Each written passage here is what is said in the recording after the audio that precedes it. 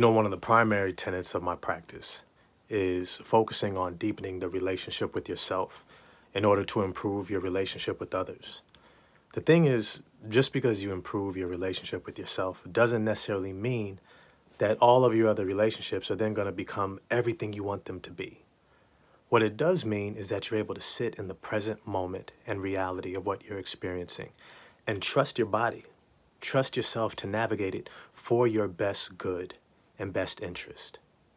It's funny because more and more lately, I've caught myself in moments where I would have gone left, literally and figuratively.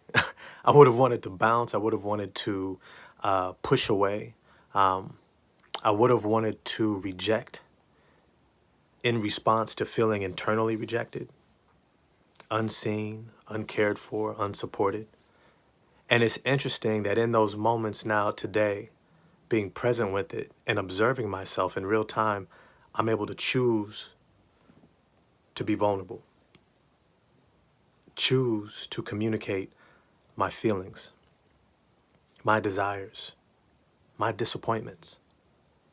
And I'm gonna be honest with you, it has not always meant that the other person has been receptive, has been doing all the things that I've wanted them to do. But it has looked like I've been able to trust myself and practice doing so. I've been able to own my feelings and embrace them for myself, even if the other person is not able to. And even when they aren't able to show up for me, I'm able to show up for me.